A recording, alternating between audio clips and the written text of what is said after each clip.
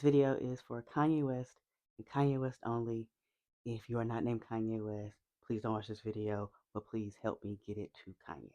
Okay. Hi, Kanye. I'm Mandy. I go by Farm Baby on everything. And I want to talk to you. Actually, I didn't want to talk to you, but I'm going to talk to you if you'll listen. So, I believe that you have ADHD for the same reasons that I believe I have ADHD. And I believe that you have PDA, pathological demand avoidance symptoms, for the same reasons that I believe I have pathological demand avoidance symptoms. And I don't know anybody else like that, so I'm going to try to talk to you about it.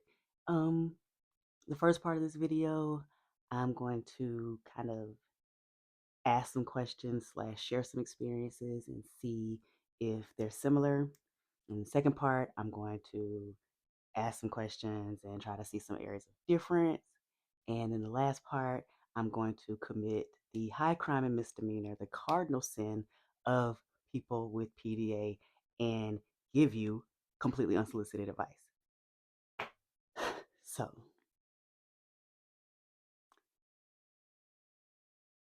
did you find that when you were a child, you had certain behaviors, mannerisms, like ticks, ways of like stimming or seeking stimulation, um, or engage in like sensory seeking behavior that wasn't bad? Like you knew you weren't being a bad child, but you were still like getting corrected and like having like your feathers or like your edges kind of shaved down a little bit.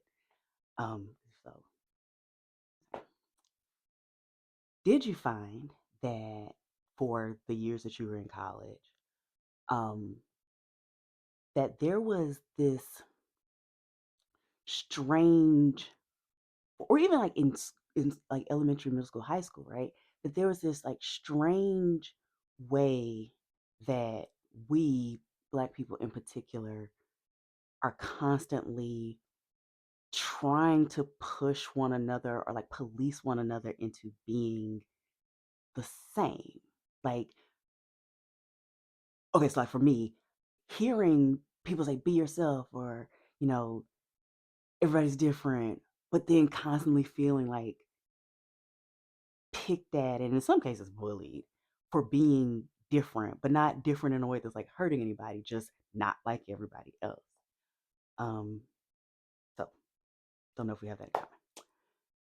Did you find that once you started your career, um, it got worse? It got worse. It got worse. For me, it was it's like I've been around plenty of white people throughout my life. They seem to have a far greater tolerance for small, quirky differences than our people do. And I have found this very distressful. And I don't know if you felt the same way. Um, so I didn't like I'm self-diagnosed, right? So like I don't have a formal diagnosis. Fuck anybody who says that's not sufficient for people trying to understand their own brains, right? So for me, and I feel like I've seen this with you as well, certain things seem to like be commonly known or commonly accepted, but they didn't make sense to me, and so like I would cringe. Example, when you did an interview some years ago on Jimmy Kimmel, and back then you thought you were bipolar, and back then I thought I was like, in the neighborhood of bipolar. I don't think we ever were, by the way. I think we're both highly sensitive people who get overstimulated and sometimes have a meltdown or a burnout, and people have taken advantage of that because they didn't know, maybe, but we definitely didn't know, right? So, okay, you did this Kimmel interview, and back then, I thought that we might run on like similar operating systems because this interview was going around and it was supposed to be like more evidence Kanye's crazy, like Kanye's on Kimmel and he's not making sense. And you made perfect sense to me. Like I watched the whole interview, and you specifically the specific section that made me think like, oh, Kanye and I might like kind of like our brains might work similarly. Is you gave this example, and you were talking about, and I don't know if you, I think you might have just become a father at that point, but you were talking about how little kids are not naturally afraid, and little kids are naturally fearless, right? And that fear is taught to them. It's put into them, like little kids will jump off top of the table. You said something like that, and it made me think about, especially because like I have been dealing with throughout my life anxiety, depression, like kind of going back and forth, and that's why I thought that I was somewhere in the ballpark of bipolar. But the anxiety wasn't just like general anxiety. It was either I'm overstimulated, or I feel like I am being forced into a box, a shape that I don't fit in, and it's making me anxious. I feel like I am being watched so that people can can find things to critique and criticize and change and tweak. But like otherwise, I feel fine. Like I'm okay as long as like you're not trying to shape me, right? So I don't know. I've just always got the impression that you were kind of the same way, where like I don't wanna. You know? I I know what's happening in my brain. I know what I'm trying to get out, and I might not be getting it out, especially creatively. I might not be getting it out in a way that makes sense to somebody else. But like I'm following along. It's making sense to me, right? So there's another question. Um, what was the other question? I have notes, but I didn't write these down, so it wouldn't help anyway. Um, okay. Throughout either school or your career, going back to like people seeming to like know rules that we either don't know, or like they just don't make sense to us and we don't see why they have to apply. For me, the way that my PDA showed up and I didn't know it was like if I saw something that seemed obviously wrong, like why are we doing that? This seems dumb. Like why are we in this meeting if we're not actually going to solve a problem? Or why are you teaching us the wrong information? The book says wrong. Like stuff like that. I constantly found myself throughout my life in those kinds of situations where I do not understand why everybody is going along with this thing that is not logical, is not fact based, does not make sense. I don't get why everybody is just letting this shit rock, even though we all know it. Like, because that would be the thing, right, for me. And maybe, like, because your industry is kind of like a lot of old but quiet rules, but it's filled with creative people who are kind of like surrounded by less creative people with requirements of them that don't necessarily match up with creativity, right? Me, I was the opposite. I studied finance. So, like, I have like kind of not really hard and fast rules, but it was much more fact based, and so, why are we doing shit that doesn't match facts? Anyway, so I was wondering if like maybe your PDA has something to do, like it cause you to have like a bunch of those kinds of experiences where like you're not trying to be in conflict with people, you're not trying to cause friction, you genuinely don't understand why everybody else is not saying typically no. No, we're not doing this. Um, what else? Um, oh, okay. This is kind of a personal one. So I was a beyond star student, right? Like super exceptional student. Um, very, very driven to like get my work done, which let me take that back. I barely ever had to study. That's not bragging, it's just like everything just kind of came naturally. But I was always in advanced classes. So like the workload was, typically higher than it was for like the regular ed students. And things have gotten really like intensely difficult at home, and well above the baseline toxicity that I had learned to like survive in and still do really well in school. And it had gotten so bad that I went to my school guidance counselor and I was like, hey, is this and this going on at home, and it's bad enough that I feel like I'm going to like my grades might slip, or like I'm not going to be able to like concentrate, or like basically I'm in my junior year. This is like make or break for the kinds of scholarships that I want to be able to get. Like I gotta stick this landing for this year. And I need someone to talk to about it because like I'm not in charge, you know. And so my guidance counselor, who was white, um, was like, "Oh wow, that does sound crazy." Um, so she was kind of like, mind blown, like, "Wow, how are you maintaining your GPA? How are you maintaining your classes and your assignments with all of that going on?" And so she, as a mandatory reporter, went to Department of Children and Families, and the reality is that part of why she did was racially motivated because there was not like a, let's sit down with the parents or anything like that. Like part of it was racially motivated. Part of it had to do with um, the position my parent was in the same school system. And so it was like, it,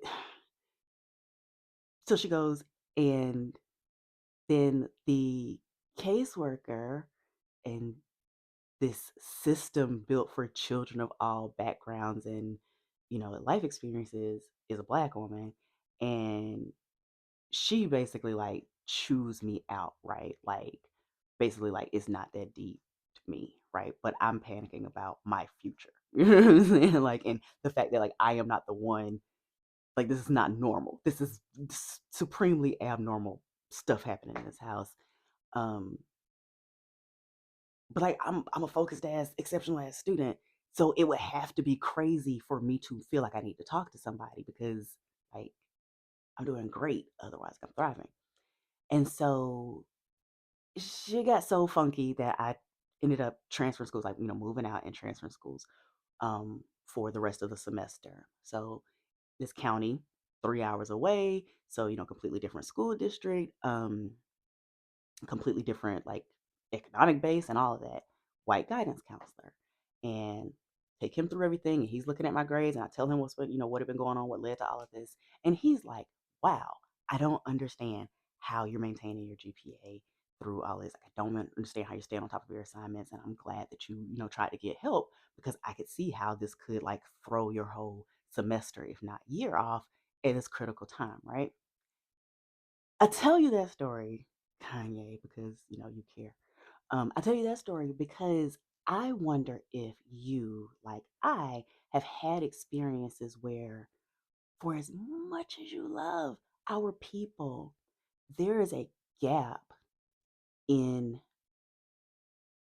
average understanding of certain experiences. Like these two white guidance counselors, have, let's say, master's degrees in child education and counseling, right? And they completely immediately recognize how damaging the situation could be for a student trying to continue, success. And they understood how drastic that was compared to the pressure of the level, the difficulty of the assignments that I was responsible for completing in, this full workload semester in school. But the black lady seemed to have like no frame of reference for my workload, but only a frame of reference for like what's worth talking to a counselor or seeking some kind of counseling help. And I'm gonna be honest, that moment, like it placed in my mind like this like need to like be watchful because I would have similar things happen in work environments where white people seem to understand me communicating a thing, whatever it is, right? Like they just seem to have like a general, the average white person and black person with the same degrees, um, not the same backgrounds, obviously, necessarily, but like the same degrees. They seem to have a much broader range of general knowledge. And so it would oftentimes be easier to communicate with white people because we have that same kind of expansive examples to pull from, whereas like I constantly found myself in the company of black people where it was much more narrow. Um, Here's a good example that actually, ties to your industry. I am happy that there are so many people doing artistic doing like art analysis on music in a way that is like really expansive. But what I find upsetting is that so many people who want that kind of deeper look into an artist's music, the most detailed, the richest analysis is coming from white men, and is like basic, more so review type stuff from a lot of black men. And like it seems like even like in write-ups and stuff, there's like this imbalance of the way that black art is actually consumed and analyzed by non-black people versus black people. It just feels so much richer, so much more textured. And somebody should do something about that.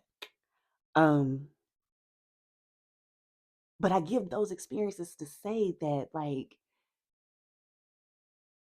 and this is not a slight to you, but I do say that to say that I feel like if I weren't so deeply rooted in my blackness, in black history, in loving blackness, I feel like if I were to gather up all the experiences like that I've had, I might say goofy shit like, I'd rather be a black Republican. Being black is not a monolith. Y'all can stay with Democrats, slavery was a choice. And I might also only date outside my race, because I feel like this is not specific to us as people who have ADHD, but I just feel like there is like this ongoing, decades long shaping of what black people should know, should be able to talk about, should experience, so that we don't stand out too much from each other. But we don't have that problem when we're around white people. It's like white people are not requiring that of us. You know what I'm saying? Like, I am rooted enough in my blackness that I understand the cultural context, the centuries of reasons why. I understand that it's actually part of some of our DNA, both on the you know survival, trying to stay alive by not doing too much side, and not being seen reading and things like that, and also on the some of us got slave catcher DNA in us side. um but it's just so frustrating that, as we've gotten more and more access, more and more ability to learn diverse things and experience different things, that somehow we still just have this like natural need to keep each other in the same boxes. Maybe that has not been your experience. I just feel like I've seen you have some frustrated outbursts that seem like they might be along the same lines. Okay. Okay, so this one is super personal. When you were on bipolar medicine, or like mood medicine, right? Did you find that whatever they said it was supposed to be doing, it didn't really seem to do for you? And what I mean is, God, this is so hard to explain, but I'm explaining it to Kanye, so like you'll get it. Okay, when I tried mood stabilizers for like a couple of weeks, it was like, oh, okay, this is cool. Like I don't feel bad. It feels cool. And so we kind of kept increasing my dosage over time to basically try to make sure that I was like back feeling like that 2 week feeling, because it only lasted 2 weeks, and then we just started increasing my dosage trying to get me back to that 2 week feeling. But what I felt instead was, I'm not a doctor, not a neuroscientist. And so I was like, I feel like it's working on the wrong part of my brain. Like, I feel like my mood is actually fine, but instead it's like desaturating the color in my brain. It's like I can hear, I have multiple projects running in my mind at all times. And so I can check in and I can jump in and out of those. Right? I think that's like the ADHD part, right? So I can like jump in and out of those easily throughout the day in my mind. Can't necessarily jump in and out when I'm working, but I can jump in and out of those easily in my mind.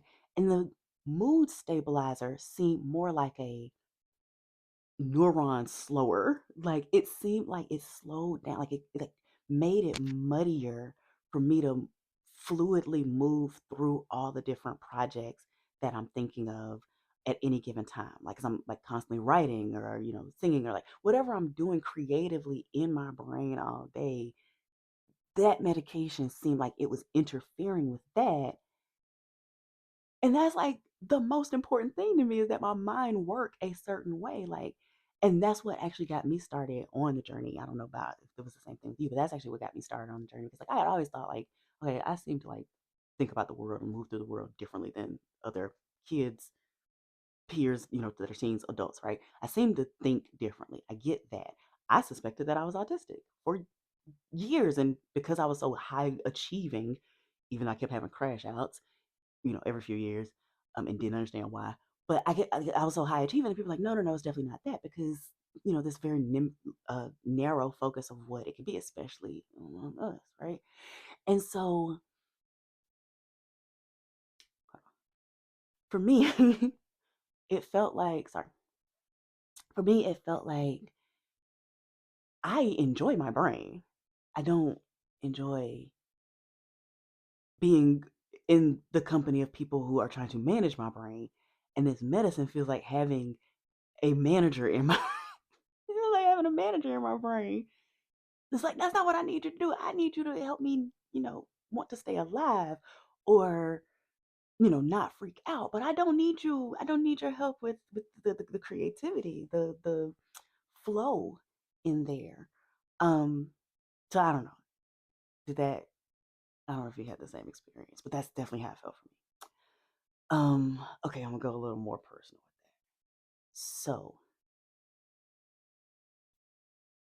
I did not understand, like, okay, when I thought that it was a mental health or like, maybe like kind of chemical imbalance type thing, I knew I was like self-medicating, right? And nothing stronger than vegetables. Um, but like, yeah, I realized like I'm self-medicating. Like I don't need alcohol to have a good time. I know that I can be a ball sober, but I know that to be around these people for an extended period of time, I'm gonna turn up or I'm gonna smoke and sit in the corner and just observe, right? And so I knew that I was self medicating when I thought it was a chemical thing. But once I started actually studying about ADHD, I realized that I was actually self medicating against that like conflict between like ADHD brain and autism brain, right? So like I'm I'm using this thing as a stem and as a as a stem, like something to do with my hands, and also as a stimulant so that my thoughts are more ordered. Or I need to be able to concentrate on one or two things. I need to not be bouncing from thing to thing. So let me get high real quick, and now I can now my hyper focus really locks in. Or um I feel my anxiety peaking, so let me, sip this depressant to, bring me down a little bit so that I can not have my mind racing and go to sleep, right? So I realized that about myself. And once I realized that, then I was like, okay, so let me actually pay attention to how I'm using these things and make sure that like I'm really using them as I need. And, there's been a lot of, again, sorry. There's been a lot of information about certain things that you might be using for the same reason. And I would just like to point out that I feel a lot more, not only in control, but I feel a lot less manipulatable. Is that the word? Like, I feel like it's harder for people to tell me what I'm feeling, what I'm thinking, what I'm doing, or tell me what I need to be doing because I have a very clear understanding of when I'm using what thing. Like I haven't actually gotten high in months. Well, that's not true. one time basically, but in months, right? And so that was because I was like, oh, so if I'm using it for that, then maybe instead of me trying to force myself to do one thing, what if I just catch myself when I start drifting and do like three things in chunks, right? Like, what if I work with my brain instead of like trying to fight against it and control it and see if that actually helps me with my creative process? And it did. It's helped a lot. Like I miss it. I miss it. But now that I know, okay, well, I shouldn't, I shouldn't have any alcohol for these however many days because I don't actually need to sleep deeply. I need to, create. Or maybe I shouldn't, like I said, smoke weed because I actually need to be able to keep keep my files all getting filled at the same time, mentally, right? So just throwing that out. Don't know if you had the same experience. So now the super, super personal part about self-medicating the brain. I have a history with hypersexuality, right? And I don't feel any shame about that. It's cool. That's a video for another day, but like it's cool. But when I was working through whether or not I, have a chemical imbalance or if it's, trauma responses or if, my brain just runs on different software. One of the things that I realized for me was like, so you know how normies are always like, oh, exercise will help you focus or you should dance it out, things like that, right? What I noticed for me was that moment of release, whether with a partner or by myself, in a lot of ways, it felt like it would do two things. It felt like if there was chaos in my mind, which there always is, but like it's manageable. It felt like the chaos was getting a little unmanageable. It was like that moment of release, like slot everything like into place. Like, okay, everything is organized now. Now all these like kind of pieces that haven't, found their way into their proper folders yet. Now everything is in its folder and you know, I can see the vision. Like it's it's like it will bring stuff like it would clear it up and bring it forward and organize it, the release. And exercise and dance did not do that. And the second thing it would do was it felt like it would, um, like during the act, my mind and my body are separated. My body is doing one thing and my brain is doing other stuff.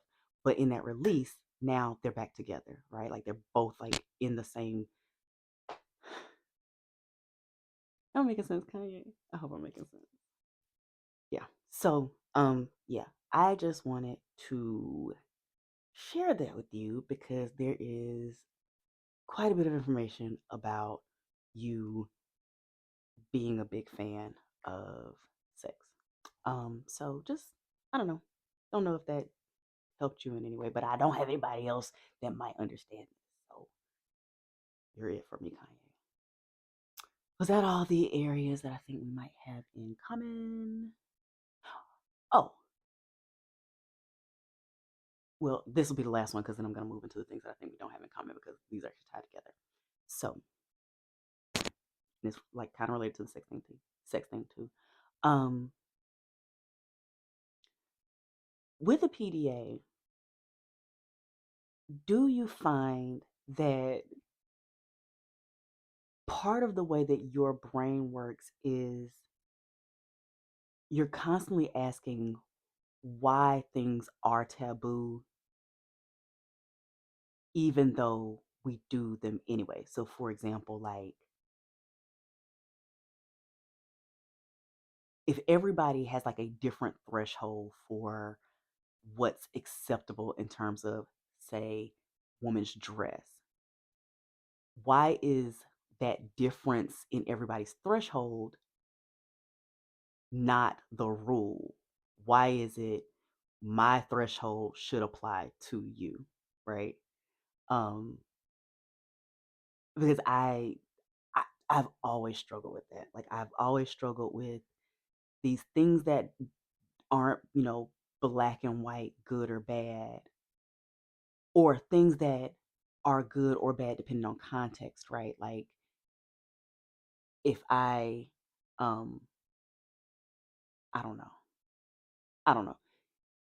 If there's something that I want to do, if I do it in the context of creating art versus in the context of like just moving through the world, the reactions are completely different.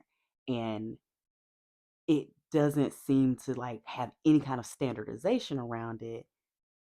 It seems to kind of like just move with whatever's popular. But like that popularity, that popular opinion never seems like it's actually based on, not never, sometimes it is based on like greater understanding or greater discussion. But for the most part, it's just kind of like, how do people feel right now? Okay, well, then that's what the rule should be. And that's, I, I can't work like that. I cannot work under those conditions. So wonder if you had that. Okay.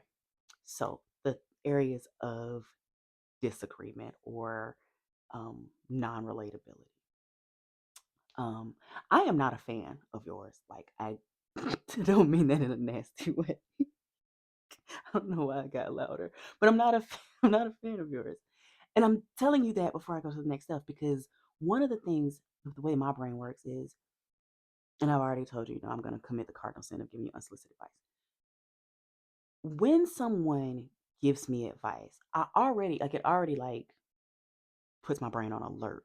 But when it seems like someone wants me to do something that I was not planning to do, not for me, like they're saying it's for me, but it's really because like they want something, like it's for whatever their own needs or agenda are. Um, Shit locks down like Fort Knox. Like it shuts me down because now instead of like being able to like receive this as like, do I want to do this or do I not? Yes, it's, instead of it just being yes or no, it's a wait.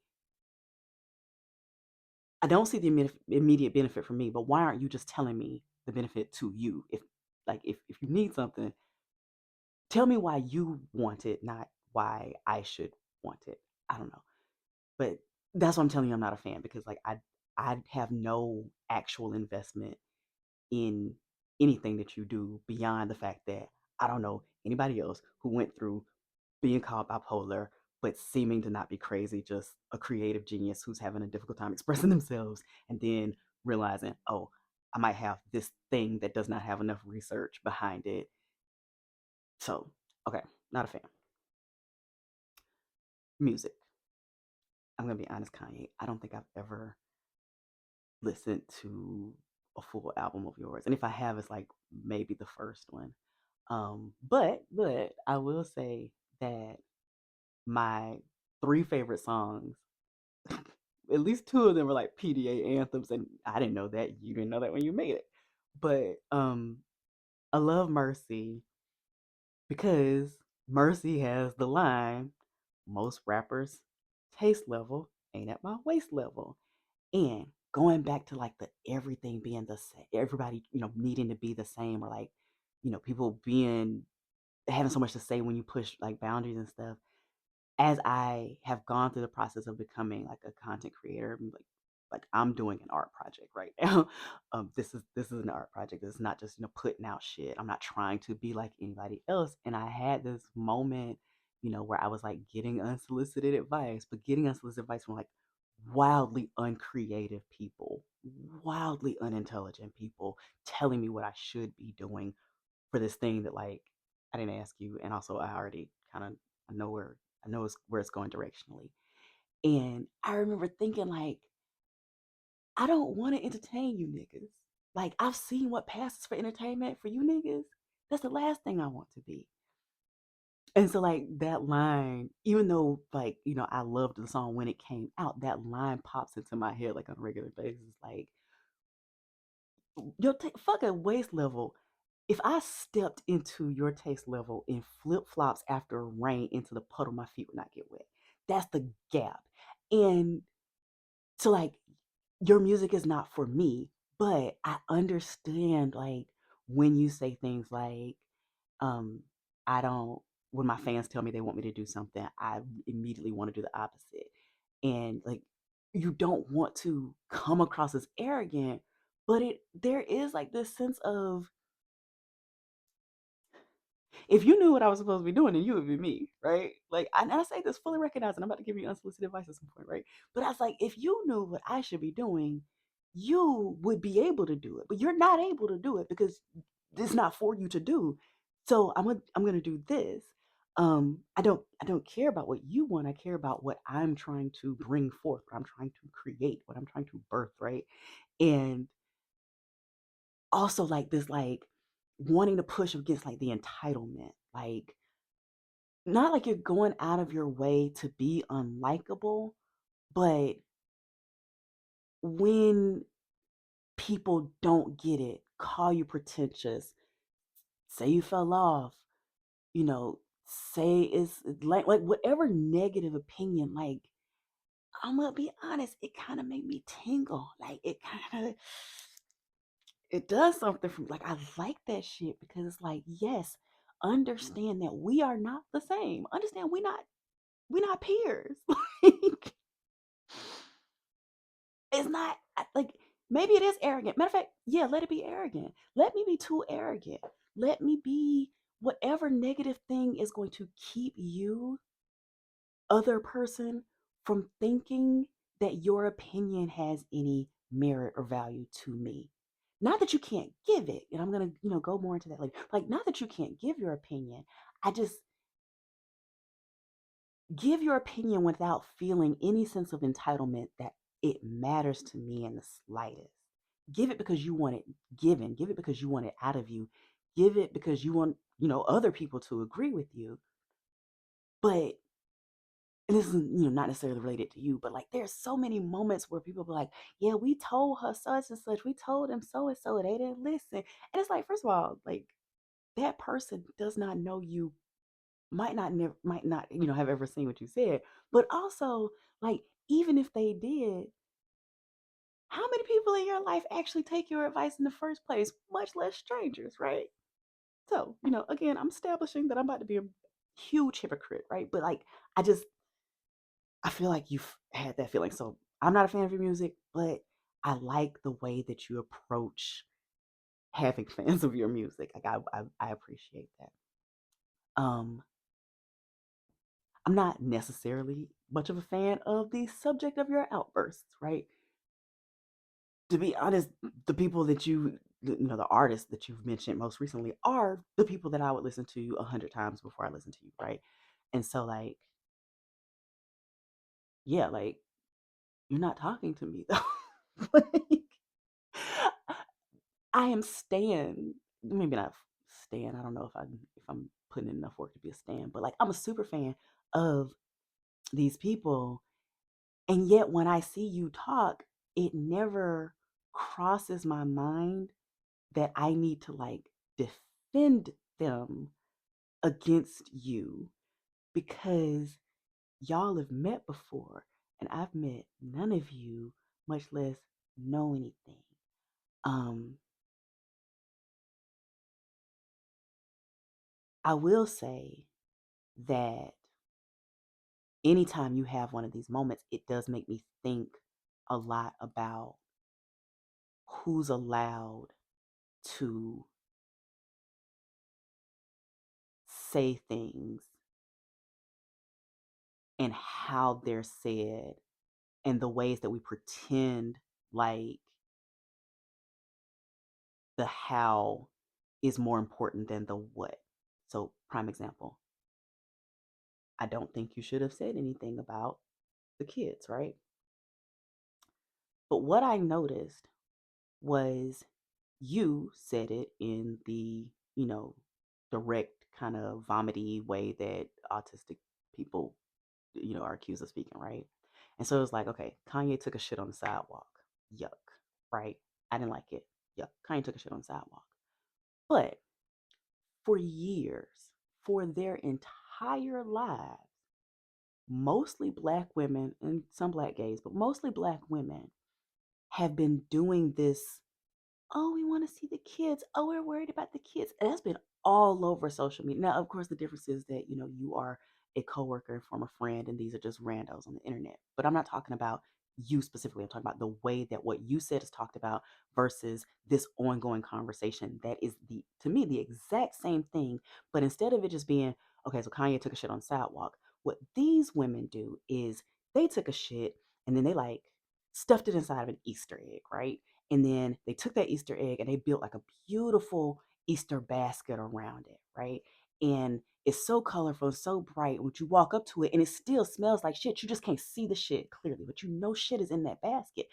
And it's like, I would rather the shit on the sidewalk that I can see it and go around it, go on about my business, than be what these women do, which is present covered up shit and then pretend like it's not shit. I hate that. And I think that a lot of, I don't think we have any opinions really in common, but I think that the way that people talk about your directness in the things that you say, regardless of like whether they're morally right or either factually accurate, right? I think that the way that people talk about your directness versus all the sugar coated bullshit that is the same opinion, I find it very frustrating, but I find it very fascinating, right? Because I don't know, and I'm not all over social media. Like I have shit to create, but I haven't seen anybody else say, yeah, that fucked up thing Kanye said about them babies. Y'all hoes been saying that shit. Y'all just been saying it a lot nicer, like you're a good person and you're not. If he's a piece of shit, y'all are pieces of shit too, right? So again, area where I don't agree, but like I respect what it makes me think about in terms of the way that people move. Um, what's another example of something I don't agree? Oh, I don't agree with any of your politics. None of them. I'm real black, real black, and real real up on Black history, and you know didn't understand it the first time, don't understand it this time.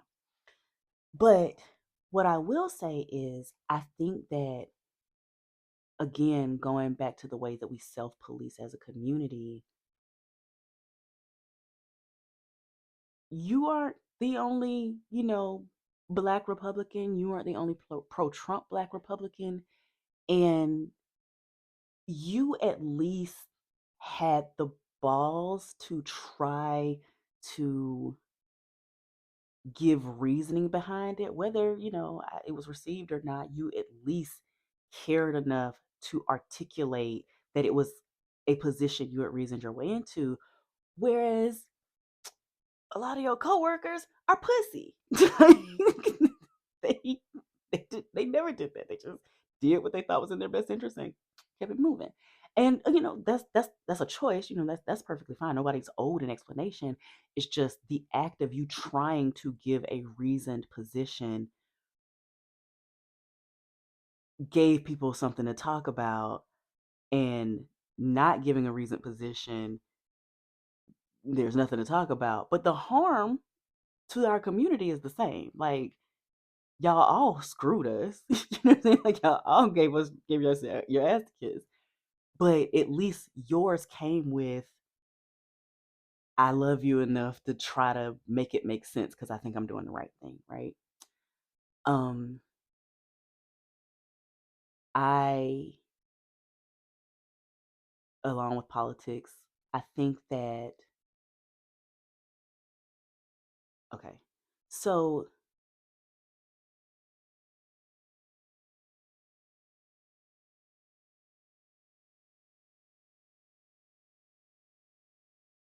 the soil you chose to plant your seeds in,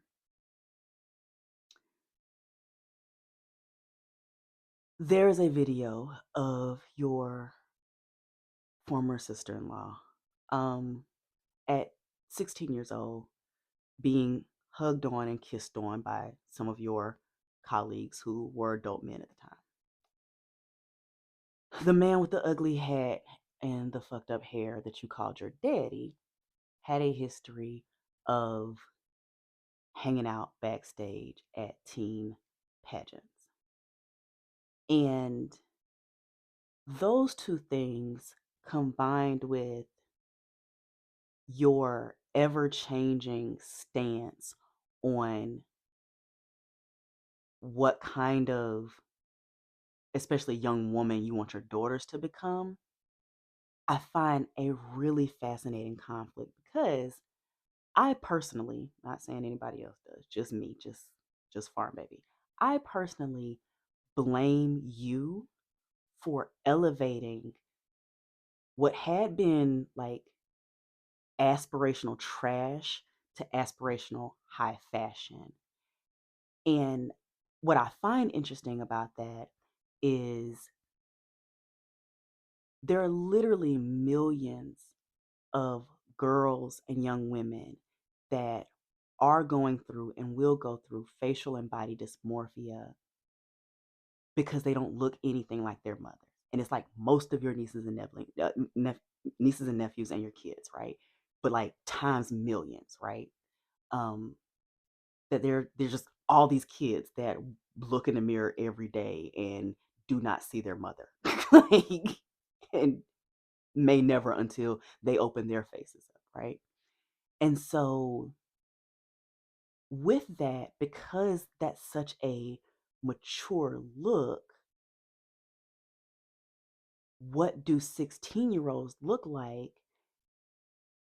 particularly when, even when they looked 16, this was a thing that your kid's grandmother and some of your colleagues and people every day in every socioeconomic background kind of roll with. And we're getting better about it now, but it's just, I don't know, Kanye, like it's there's something strange there that, like I said, I'm blaming you for elevating something that it feels like if you had actually cared, you kind of never would have been in that situation. It's almost like you did not know what soil you were planting your seeds in until the seeds already started sprouting. And I find that interesting because I also think that's kind of common for men to choose partners based on whatever reason, purposely create brand new life with them, and then somehow not want their kids to be like the mother that they chose for their kids. So there's that part of politics. Um, oh, so I don't really have an opinion about this thing, but I find that it's a fascinating ongoing conversation. One thing about you is you gonna find you a hard faced white gal and smut her out publicly. Ooh boy. Now, as an art project, as an ongoing study of a black man showcasing whichever white woman is attached to him, and you doing this for the past several years, I think that is so interesting from like a sociological perspective, from an artistic perspective, anthropology perspective. Like, I think that that is so interesting that you've made the conscious decision to not just, keep a white gal, but show them off in certain ways. Um, because what I wish could happen, going back to, like our mutual like fascination with what's taboo and how people decide. What I find fascinating is like, especially like when you go on like defensive rants about, how much money you have and, whatever, is that it's almost like you're trying to have an extreme conversation about sex work and nobody even wants to have like the real generic conversation about sex work. Like there's always this ongoing conversation about hypergamy. Women should be with men to make more money. And men are like, men should find women that, you know, don't have whatever, right? Like men are not impressed by what women have. They want somebody that's gonna blah blah blah blah blah, right? And I can personally think of like three different forms of sex work that I would be perfectly fine with whether partnered or not. Like just I can think of three different things that I would willingly do, no shame in it, right? But people get so focused on being uncomfortable with what they're seeing that it's like it's like, and I'm sure this is partially intentional too, but it's like it shuts their brain down from even being able to have different conversations. Like, I believe you when you say that your soon to be ex-wife is very intelligent and, creative in her own right. I believe all of that. I just I wish on the one hand that like that was like more fleshed out. Um but this as a project was like kind of more fleshed out and didn't seem like just a gimmick without like a like real ongoing theme. And then I also just wish that like society was more mature to talk about how this works, because plenty of men and women are perfectly fine with advocating that women be trophies to men, right? That the way that they dress, the way they present themselves, be a trophy to a man. And for you, you've said your favorite trophy is big titted white women, right? And so I don't know. I feel like at some point, maybe like an interview or something, you said you don't read a lot, and I wish you did, because I wish you had the language and the range to like really articulate a perspective um on that. Like I said, I don't have any opinion about how she chooses to dress. I don't have any opinion about whether or not she was under your control. And the reason why I don't have an opinion about that is because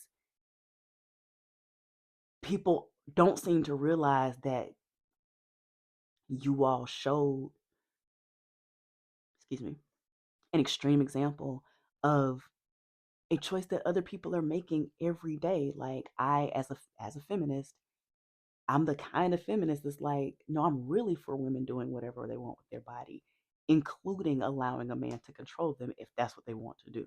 Like, if that's genuinely what they want to, I don't want to take away someone else's agency in how they want to show up in their relationship. Um, so yeah, there's that one. Was there any other ones? Politics, music. Oh, I hate your clothing line and shoes. I think they're all ugly as sin. Now, I will say, I think that you did a couple of shirts recently that are actual, like, pray to God for forgiveness sin, but that's between you and your God. But otherwise, I think it's all very ugly. What I love about it, the clothing, is it's like I always viewed it as Kanye selling looking unhoused, right? Um, to people who loathe the unhoused. Because that's what it's always looked like to me. Like, from the very first, like those splotchy ass t-shirts or whatever they were. From the moment I started seeing your fashion, it looked to me like the kinds of people who would like shit talk people on Skid Row pay a lot of money to look like those people. Um, and whether that's intentional or not, I respect it. I like, I'm so not trying to be funny. I respect how ugly your shit is, because you are the brand. Like, if people were looking to actually look good, and as opposed to like having something that is expensive and other people don't have, um like, it's so ugly. And I think that was like a really genius direction to take it to take fashion, especially because you had you know so much trouble. You don't have the answer, you don't know have the answers to this way, right? Like, you had gone through so much trying to get into a system that you knew you wanted to, like, try to, if not break, at least like tweak and restructure in your image. um and so, like, I really admire that about you, even though I would never want any of it. So yeah, I think that's all of them: music, fashion, politics. Yeah, I think that's everything. Okay, so unsolicited advice time. Eesh. Um, when you have your moments um, of, quickly garnering a lot of attention and, some news articles, I'm sure you've found that, like, it's got diminishing returns each time you do it. I don't know if you are like proud of that. I am, because like I'm really glad like our people are not getting worked up over words as much as they, have. Um oh, let me tell you about an experiment I did because it's kind of, you'll like it, I think. So I did two experiments in the past like 30 days, speaking of, people getting worked up over words. So the first one, I like name dropped some like Z to D list celebrities, right? And I basically just like said my inside thoughts outside. And the way the experiment works is it has to be true. Like these are my true thoughts. Like I'm not lying to try to get attention. But I said my inside thoughts on the outside just to see what happened. Let's see. Let's see. Right. And so when the like Z list ones, like had whatever reaction they were gonna have, I just went ahead and got rid of them because they're not important to phase 2 of my art project, right?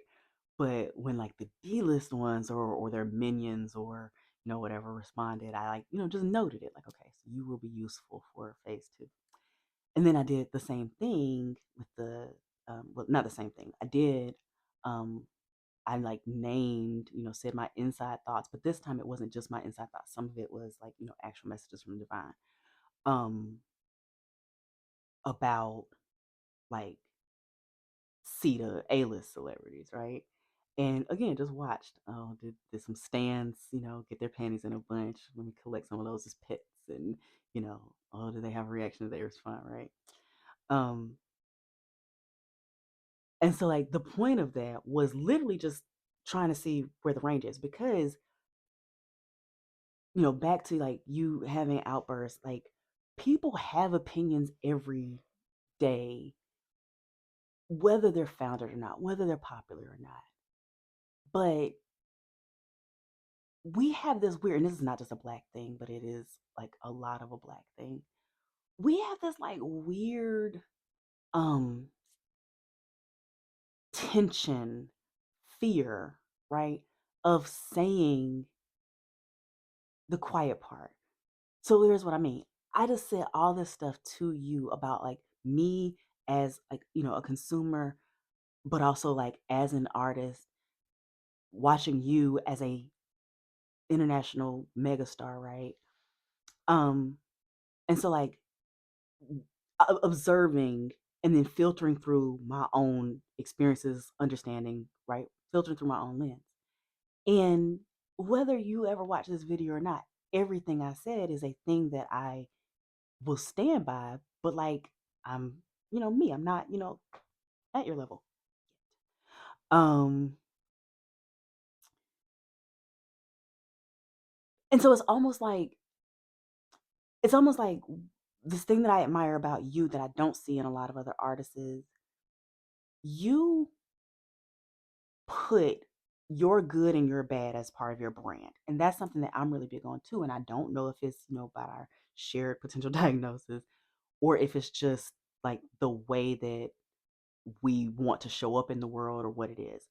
But I have no expectation that if I put out things that are negative or could make me look bad to people, I have no expectation that people would not associate that with my brand in the same way that they associate the good with my brand, right? And so, like, with those two experiments, it's like these are people that are brought up, that I'm bringing up because the bad, I didn't like whatever bad, whatever potential negative thing about them was news. So how is the brand just the good, right? Like how is it inappropriate or messy to tie all publicly known information together as part of the brand. Why are people so fearful of that? And I feel like you've, kind of always set a good example of like whether it makes me look good or not, whether you like what I did or not, it's all it's all me. It's all me. It's all Kanye, right? Like it's all Kanye. Um, like you can't buy my shoes without seeing my naked wife. You know what I'm saying? Like you have no fear of putting those two things together. And so like in terms of advice, like that you didn't ask for, I would say I hope that that remains intentional. Well, that's me assuming that it is intentional, right? But I hope that that remains intentional because there's been so much like apologizing. You know what I'm saying? Like there's just been so much of you like backtracking and apologizing, and it doesn't seem it doesn't always seem like calculated or um intentional to start a conversation. You know what I'm saying? So um I would just hope that I just hope you say shit you stand on, regardless of how people feel about it. Um, when you have your moments, your fans, supporters, the people that haven't just thrown you away, dismissed you, oftentimes like try to excuse you, like, oh, he hadn't been right since his mom passed away, or this is him grieving his mom. And I am not a therapist, not a counselor, not trained in that. I am just a person who has just done a lot of healing work of my own. And I observed this years ago, and it remains true now in terms of me, it being an honest thing that I think. Um, and so I don't know if this actually applies. I just know that if it is accurate, then I hope that it helps for you to hear somebody say it. Um, I see a lot of guilt in the way that you've been since you lost your mom. And what I mean by that is she essentially gave her life for your lifestyle, if not for the intense fakeness of the world that you are a megastar in, would she have been in that position, right? And the other thing that I see, and again, I don't know you, is anger. I don't know if it's anger that she's gone or anger that she left before you all could resolve some things. I don't know. But I have never seen anyone put a loved one's name on as many different projects that they then wildly mishandled. Like I I don't I don't know how to process the school having your mother's name and then all of the like negative reports that came out, or even the albums and the way that you handled that, and especially the misuse of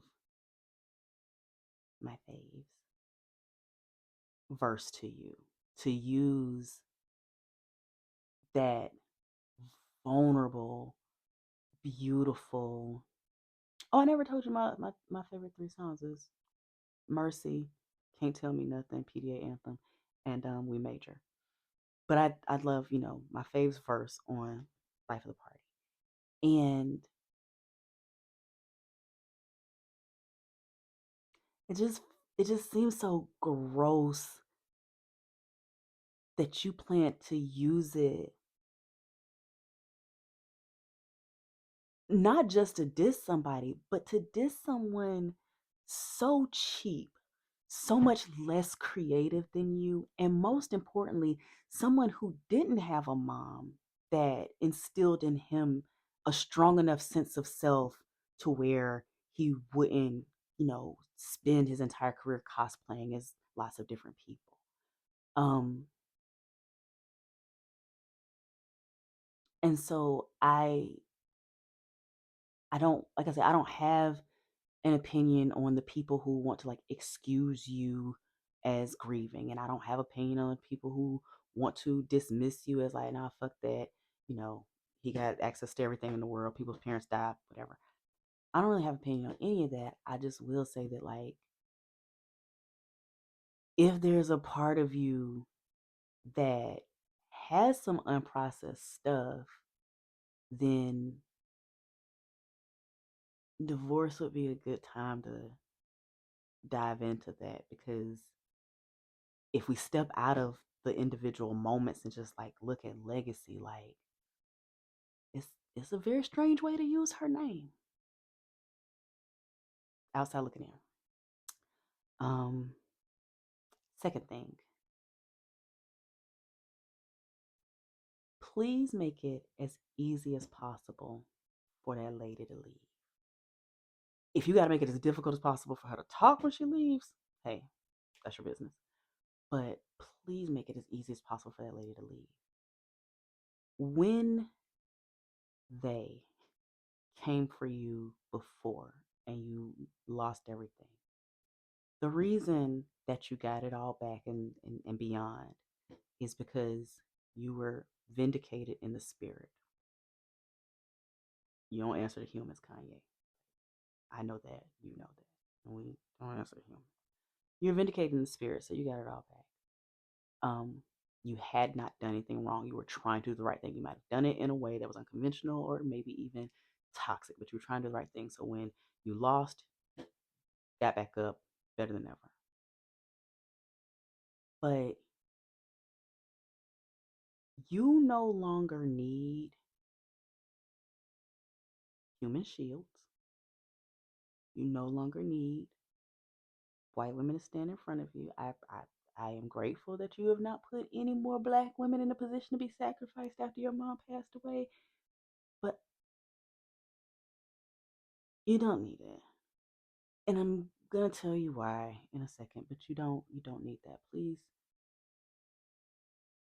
give her what she needs to leave and not make that a thing that your soul has to address.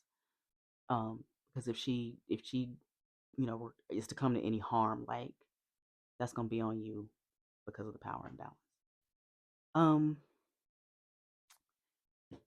I know that you're at war.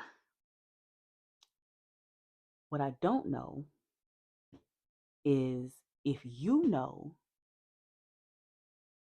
that the war is not about a single religious group. Happy belated Passover, Shalom. Protect your firstborn. The war that you've been fighting, and I'm hoping that this is starting to become like clear to you the way that it was always clear to me and doesn't seem to like really be clear to a lot of people. You stopped being the hero in the war. Again, basically once you gave your seed to that soil. The new hero has risen, right? Having a great run. Excellent year. The war was not on your Canadian coworker. The war was not on a religious group. And more importantly, Kanye, you have a ton of colleagues that are fighting the same war. And I'm not going to run them all off, but I will say you have managed to alienate yourself from most of them. Don't know if it was on purpose or not.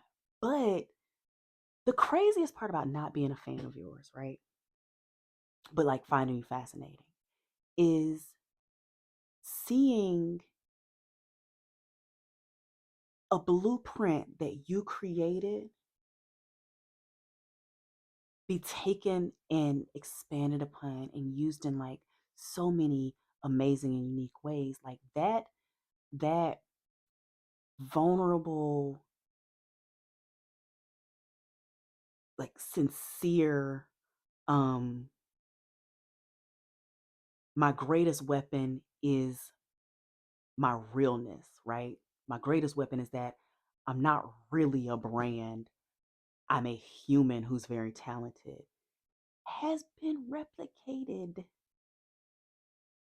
The current hero of the war, the one who is leading the fight because you had to be set aside, is using your blueprint. I'm using your blueprint because it's the blueprint of the next at least 17 years, and you did it so long ago. And like, you are so ahead of your time that I wonder sometimes if you forget who you are and how you became who you are to people. Like, you didn't invent sampling. As far as I'm concerned, you're not even the best at sampling. What you did do is you took your mother's music and you dragged it into the future, right? Changed the entire sound of music. And you're not the best rapping. In fact, most of your best rap lyrics, as far as I know, you didn't even write, right? But people writing in your voice were able to convey this, like, not relatability because like you've never been relatable, but just an honesty that people could jump in and out of, you know, however they see themselves, right? It's like a, don't think that we are the same, but whatever you can take from me, it's here for you, right?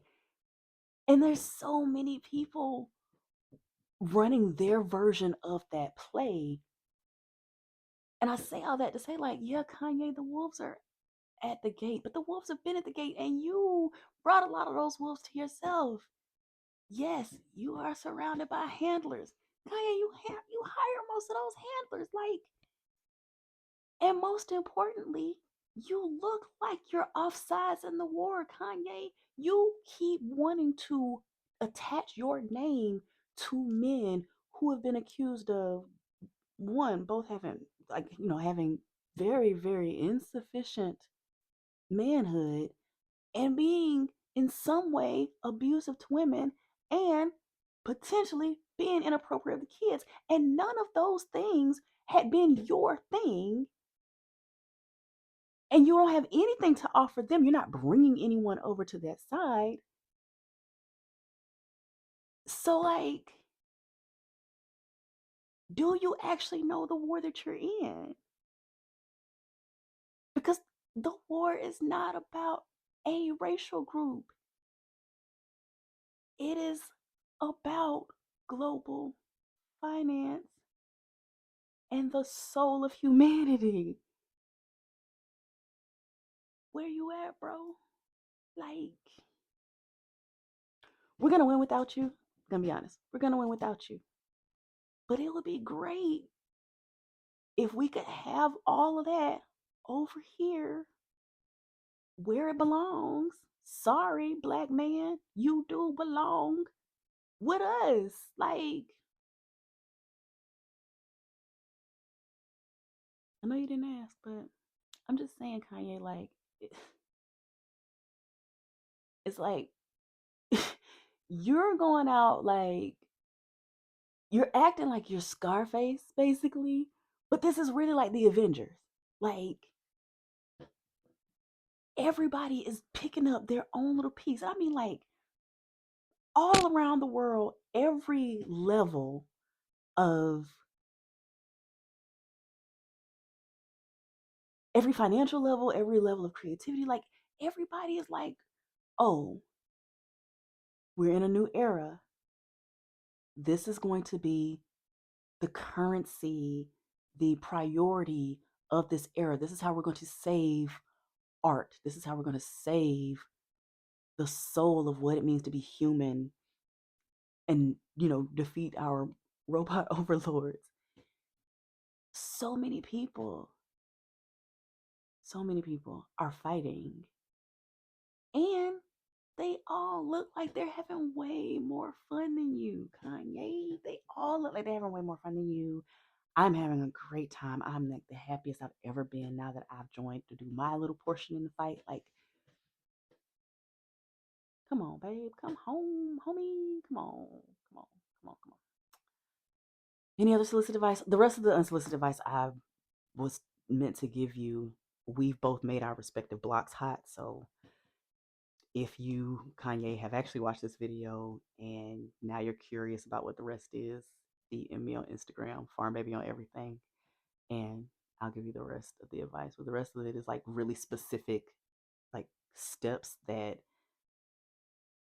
I'm not gonna just put in this, public YouTube video. So, um, I think that's it. If you haven't heard it from someone who doesn't benefit from you in any way, I love you, Kanye. I love you, like, as a black man who at least seems to sincerely believe that you're trying to do the right thing and move some things forward. I love you. Um, if you haven't heard it from someone who at least is trying really hard to actually understand what you mean when you communicate, um, I love you. I think I get it. I hope I get it. Trying to get it because I know what my interpretation does for me, like how it makes me feel positively. So I hope it's accurate. Um, but yeah, it's time. And don't bring that skinwalker if you come home. Don't leave her. It's a lot safer passage if you just come along, Kanye, please. So yeah, that's it. Thanks. Bye. Okay, so if you happen to have seen this video and you're not Kanye West, let's talk. So the Kendrick and Drake beef showed me the severity of a problem that I already, knew existed um, in culture, but especially Black culture.